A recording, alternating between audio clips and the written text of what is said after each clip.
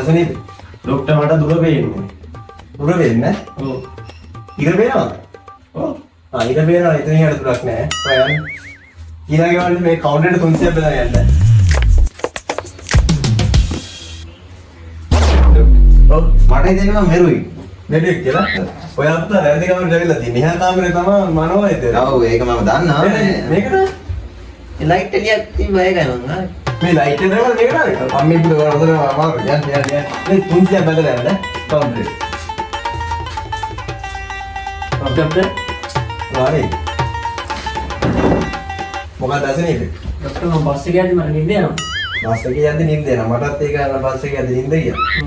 ඕක සාමාන්‍යයෙන් බෙහෙත් ඕනේ නැහැ. ඔය එහෙනම් බෙහෙත් බෙහෙත් ඕනේ. රුපියල් 200 කවුන්ටර් එකට බැඳගෙන යන්න. පුතා මේ ඔයාලගේ ජොබ් එක මොකක්ද? මම බස් ඩ්‍රයිවර්. තමයි රිපෝට් එක ගන්න. රිපෝට් එක ගන්නද? මොකක්ද නම තිබ්බේ? පිළිවන්. සීරිවර්ධන නේ. සීරිවර්ධන කරනවා ගොඩක් ඉන්නවා. මම හිතන්නේ මේක රිපෝට් එක. ඕක රිපෝට් එක මේ මම අර බෙහෙත් වර්ගයක් තියලා දෙන්නම් ඈ. මේක ඔයා ජීවිත කාලෙම බොන්න ඕනේ. ජීවිත කාලෙම බොන්න ඕනේ මේ දෙක.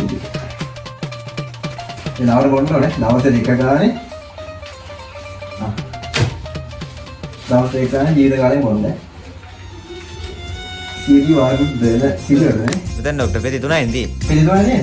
ඔය ගමන ජීවිත කාලෙම බොන්න. අයියේ සිරිවර්ධන